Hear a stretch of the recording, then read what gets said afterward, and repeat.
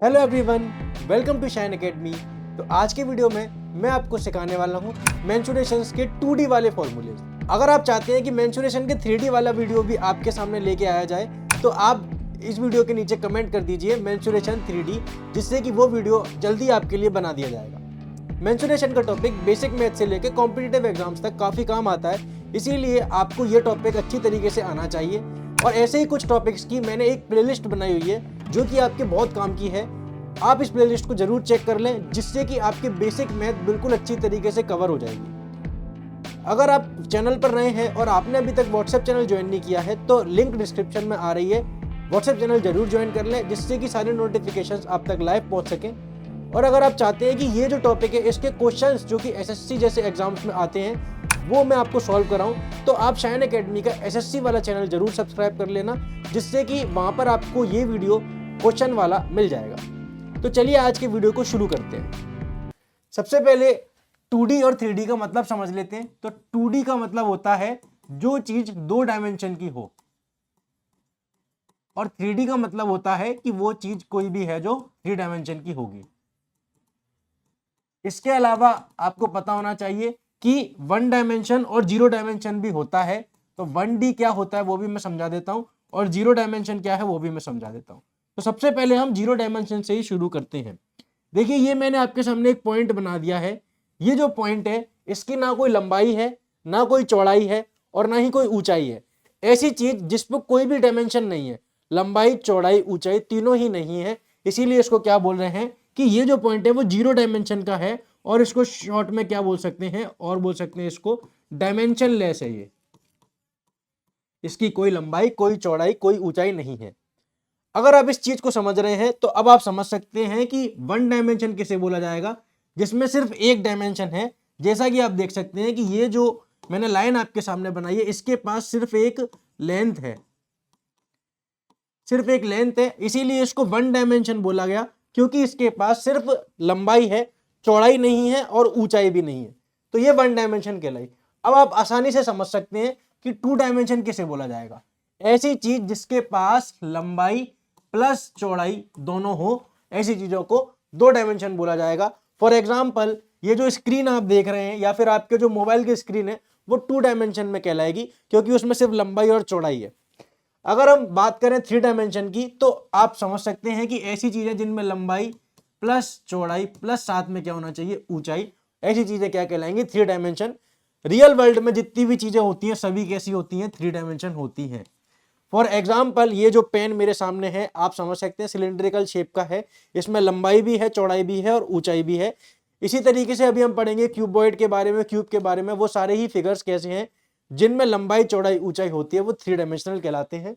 तो मुझे उम्मीद है कि आज के बाद आप समझ पाएंगे कि 2 डायमेंशन किसे कहेंगे। फॉर एग्जाम्पल के लिए ट्राइंगल भी एक 2 डायमेंशन फिगर है, क्योंकि इसमें कोई ऊंचाई नहीं है। जो भी आप पेपर पर ड्रॉ करोगे वो 2 डायमेंशन है। 3 डायमेंशन रियल वर्ल्ड में जितनी भी चीजें आपको मिलती है वो 3 डायमेंशन की होती है। तो अब हम देखते हैं कि 2 डायमेंशन के और 3 डायमेंशन के कुछ फॉर्मूले। तो सबसे पहले हम देखते हैं 2 डायमेंशन के। अगर आप 2 डायमेंशन के अच्छी तरीके से समझ जाएंगे तो आपको 3 डायमेंशन वाले में बिल्कुल भी दिक्कत नहीं आएगी। एक बार आप 2 डायमेंशन वालों को बहुत अच्छी तरीके से समझने की कोशिश करो। देखिए, 2 डायमेंशन में सबसे पहले हम बात करेंगे रेक्टेंगल की। तो रेक्टेंगल एक ऐसा फिगर है जो कि 2 डायमेंशन का है, क्योंकि उसमें आप देख सकते हैं एक लेंथ होगी ये वाली और एक ब्रेड्थ होगा यानी कि ये वाला। अब सबसे पहले हम बात करते हैं, जब भी 2D फिगर आएगा हमारे पास तो हम किसी भी 2D फिगर की क्या बता सकते हैं, एक तो पेरीमीटर बता सकते हैं और एक उसका हम बता सकते हैं एरिया। सबसे पहले आपको समझना है कि पेरीमीटर किसे कहते हैं और एरिया किसे कहते हैं, उसके बाद फॉर्मूला कैसे निकालते हैं वो मैं आपको बता दूंगा। पेरीमीटर किसे कहते हैं, लेंथ ऑफ बाउंड्री। अगर आप इतनी सी चीज समझ सकते हो तो आप किसी भी फिगर का पेरीमीटर बता दोगे, अगर आपको क्या पता लग जाए कि जो बाउंड्री है उसकी लंबाई कितनी है। तो अगर आप इस चीज को समझ रहे हो कि पेरीमीटर कहते किसे हैं, तो क्या आप इसका पेरीमीटर बता सकते हो। आप देखो कि ये एक लंबाई है, ये एक लंबाई है। अगर इस पूरे की लंबाई आपको नापनी है तो ये वाली साइड, ये वाली साइड, ये वाली साइड, ये वाली साइड, इन चारों को जब आप जोड़ लोगे तो आपकी क्या बन जाएगी, लेंथ ऑफ बाउंड्री। अगर आप इतनी सी चीज समझ रहे हो तो अब आप मुझे बताओ कि इस रेक्टेंगल की लेंथ ऑफ बाउंड्री कितनी हो जाएगी। मान लो आप यहां से चलना शुरू कर रहे हो और इधर की तरफ जाते हो, तो आप कितना चलोगे, तो आप चलोगे एक L एक B, फिर यहां से यहां तक वापस से आपको L चलना पड़ेगा और यहां से यहां तक B। तो आपने कितना चला, पहले L चला, फिर B चला, फिर L चला, फिर B चला, ये कितना हो गया L प्लस L 2L और L प्लस B 2B। तो यहां से आपको दिख रहा होगा कि पेरीमीटर कितना आ चुका है, 2 टाइम्स 2 कॉमन ले लिया, अंदर कितना बच गया L प्लस B। अब हो सकता है कि आपको ये चीज पहले से पता हो, बट आज आप लॉजिक समझ लो जिससे कि आपको आज के बाद कभी भी कोई कंफ्यूजन नहीं होगा। लॉजिक के साथ समझोगे, कभी भी याद रखने की जरूरत नहीं पड़ेगी। तो ये हुआ कि रेक्टेंगल का पेरीमीटर कितना है। लेंथ ऑफ बाउंड्री अगर आप बता सकते हो तो पेरीमीटर आप इजीली बता सकते हो। अब इसी चीज को हम आगे के फिगर्स में भी देखेंगे। सबसे पहले हम बात करते हैं एरिया की। तो एरिया क्या होता है कि ये जो रेक्टेंगल है वो इस स्क्रीन पे कितनी जगह घेर रहा है। एरिया को हम क्या बोलते हैं कि ये जो रेक्टेंगल है वो इस स्क्रीन पे कितनी जगह घेर रहा है, उसको बोला जाता है एरिया। तो यहां पर इसका जो एरिया होता है वो कैसे निकालते हैं, सिंपली लेंथ इंटू क्या कर देते हैं, ब्रेड्थ। लेंथ इंटू ब्रेड्थ, अगर आप इसका मल्टीप्लाई इसमें कर दोगे तो क्या आ जाएगा आपके पास, लेंथ इंटू ब्रेड्थ। और एक छोटी सी बात मैं आपको बताना चाहूंगा जो कि बहुत इंपॉर्टेंट है। यहां पर आप देखिए कि पेरीमीटर जो है वो एक लेंथ है, लेंथ ऑफ बाउंड्री पेरीमीटर है। तो इसकी जो यूनिट निकलेगी वो किस में निकलेगी, या तो मीटर में निकलेगी या सेंटीमीटर में निकलेगी, क्योंकि पेरीमीटर कैसा है, 1 डायमेंशन है। और एरिया आप देख रहे हो कि एक साइड का इंटू दूसरी में किया जा रहा है, इसीलिए जो यूनिट निकलेगी वो या तो मीटर स्क्वायर में निकलेगी या सेंटीमीटर स्क्वायर में निकलेगी या मिलीमीटर स्क्वायर में निकलेगी। आपको इन तरीके की चीजों का ध्यान देना है। तो ये हुआ कि रेक्टेंगल का एरिया और पेरीमीटर किस तरीके से निकाला जाता है। अब अगर आप रेक्टेंगल समझ रहे हो तो स्क्वायर भी आप बड़े ही आसानी से बता पाओगे, क्योंकि स्क्वायर जो है वो रेक्टेंगल का ही स्पेशल केस होता है। स्क्वायर की क्या खास बात है कि स्क्वायर जो है उसकी ये साइड और ये साइड दोनों ही बराबर होती है। अगर हमारे रेक्टेंगल के अंदर लेंथ किसके बराबर हो जाए, ब्रेड्थ के बराबर, और फिर हम इन दोनों को क्या बोल देते हैं, ए, तो जो हमारा फिगर बन जाता है उसी को हम लोग स्क्वायर बोलते हैं। तो अब हम किसकी बात कर रहे हैं, स्क्वायर की। तो अब आप पेरीमीटर बहुत आसानी से बता सकते हो। आप बोलोगे कि सर ये ए है, ये ए है, ये ए है, ये ए है, यानी कि हम कितना चल लिए हैं, ए प्लस ए प्लस ए प्लस ए, ये कितना हो गया है, 4a। तो इसमें तो कोई दिक्कत की बात नहीं। अब बात करते हैं एरिया की। तो एरिया आप बता सकते हो कि सर रेक्टेंगल का होता था लेंथ इंटू ब्रेड्थ, पर यहाँ पे लेंथ और ब्रेड्थ की जगह ए है, तो ए इंटू ए, यानी कि कितना आ जाएगा, ए स्क्वायर। तो ये हुए स्क्वायर के सिंपल से 2 फॉर्मूले। स्क्वायर में आपको एक और चीज पता होनी चाहिए, जो कि क्या है कि स्क्वायर में कई बार लेंथ ऑफ डायगोनल आपसे पूछी जाती है। डायगोनल किसे कहते हैं, जो आपको एक कॉर्नर से दूसरे कॉर्नर से ये ज्वाइन किया जा रहा है, इस लाइन को बोलते हैं डायगोनल। और लेंथ ऑफ डायगोनल अगर आप निकालना चाहो तो बहुत आसानी से निकाल सकते हो। वो कैसे, तो आप देखो कि ये राइट एंगल ट्राइंगल बन चुका है। राइट एंगल ट्राइंगल बनने की वजह से इस ट्राइंगल में पाइथागोरस लग जाएगी। मैं आपको लगा के दिखा देता हूं फटाफट से।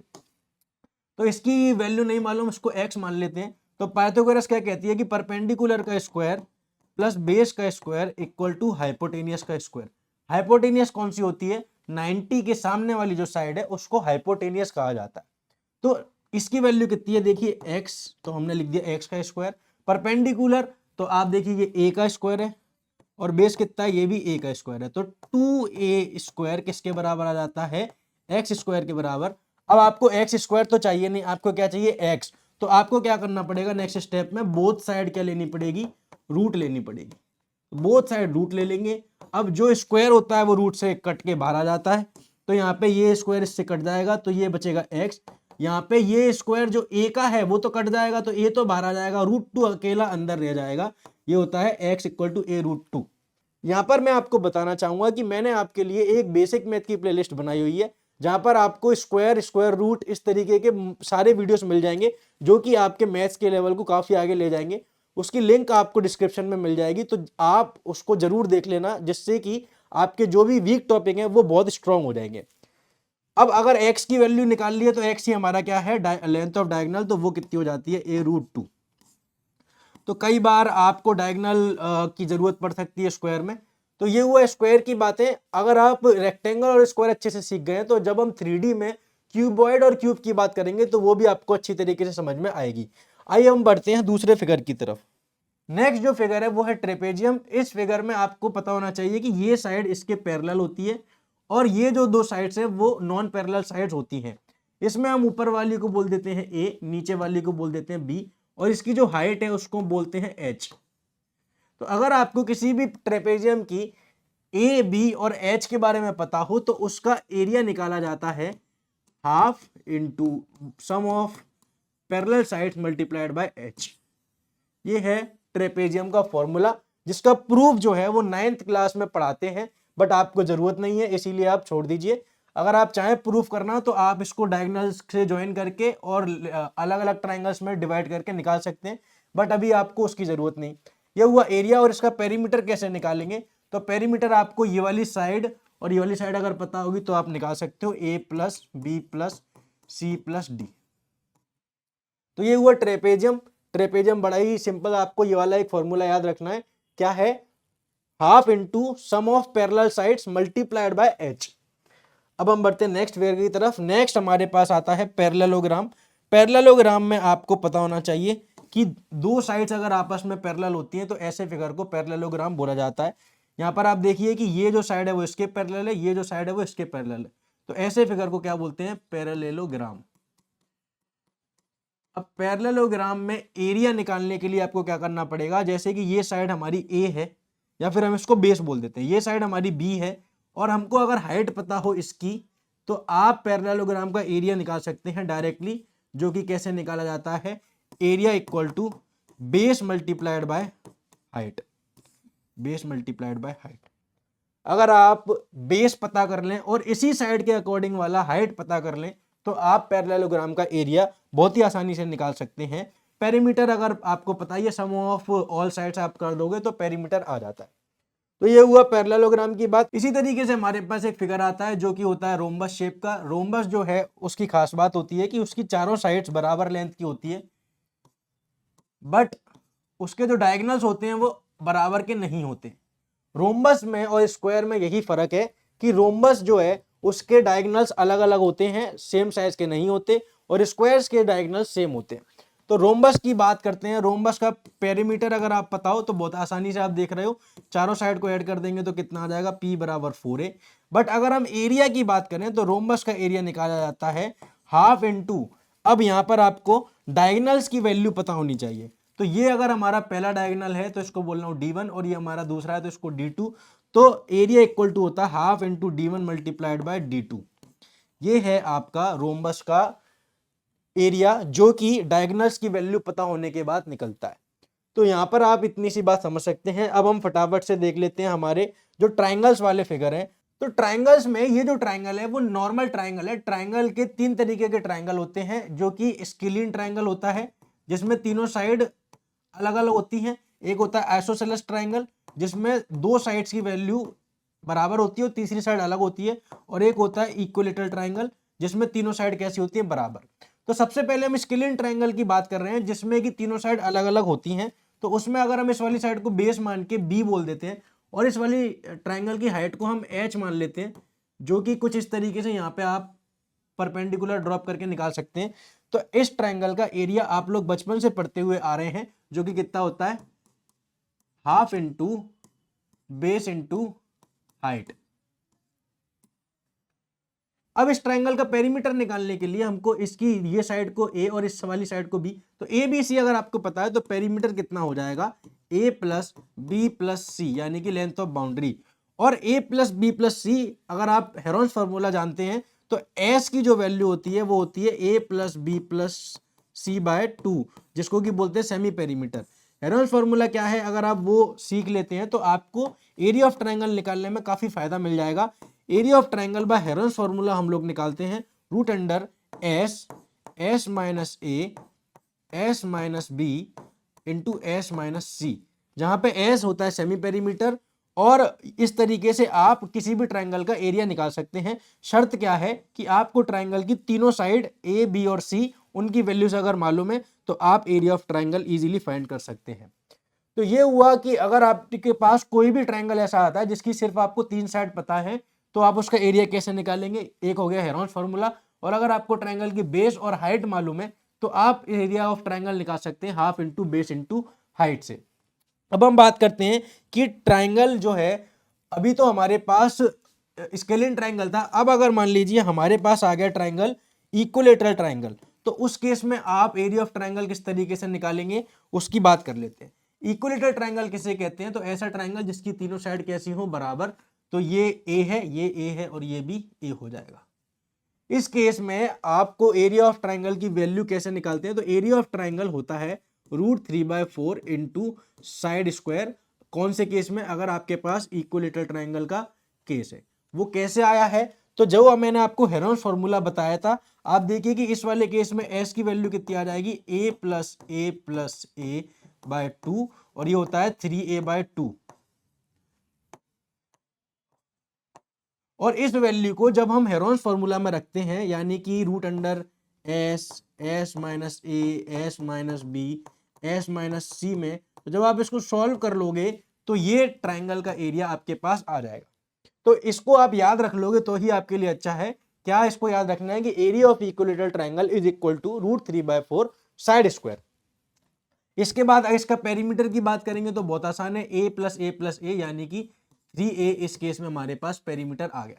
एक इंपॉर्टेंट कॉन्सेप्ट जो कि शायद आपके काम आएगा, जैसे कि इस ट्रायंगल में, इक्विलेटरल ट्रायंगल में आपको हाइट फाइंड करने को आ सकती है कि ये जो हाइट है इसकी वैल्यू क्या हो जाएगी।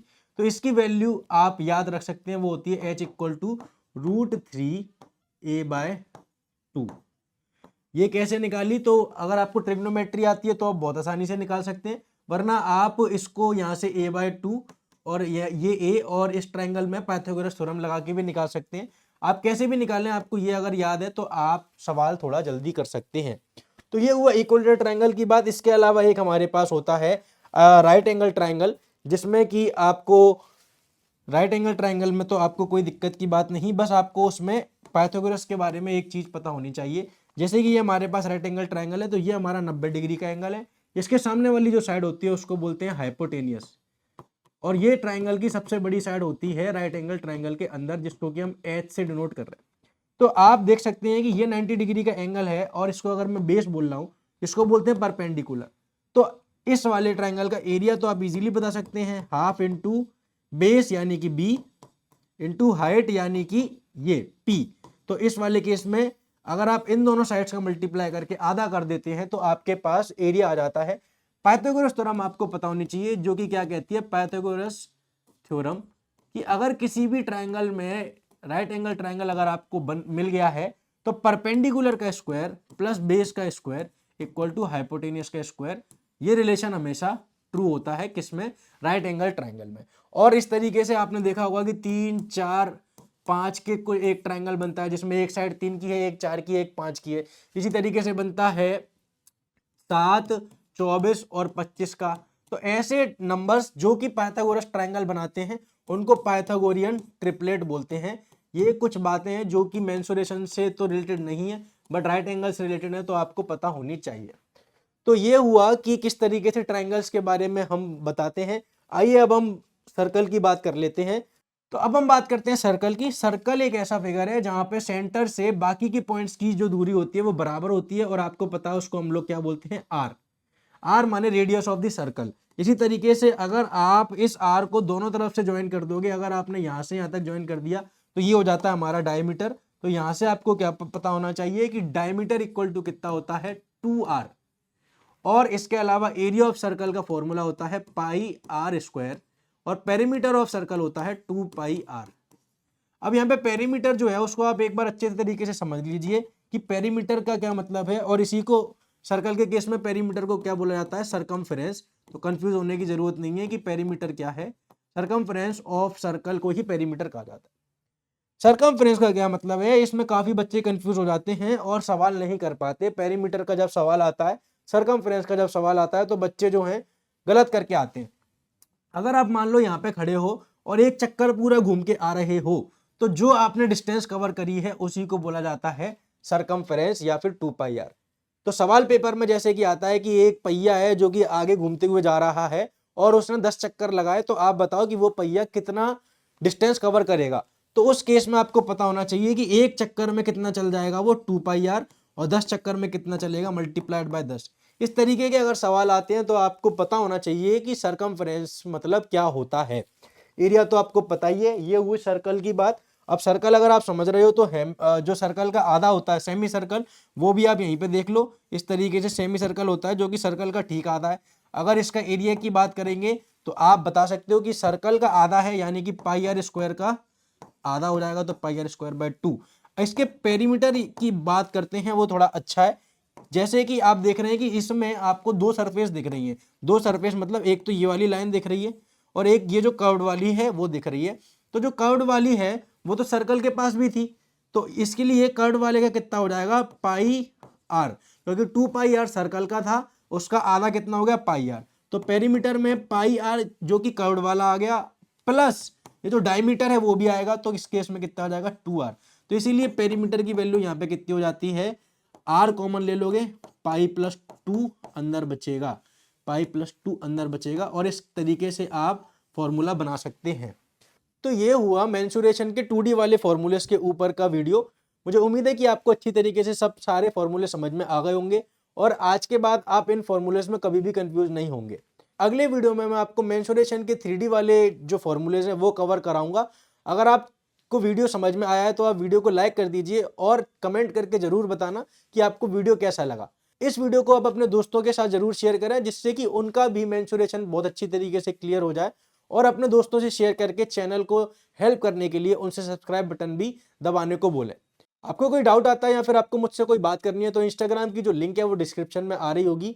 तो आज के वीडियो के लिए इतना ही। अब हम मिलेंगे अगले वीडियो में जिसमें मैं आपको पढ़ाऊंगा 3D मेंसुरेशन के formulas. Thank you so much.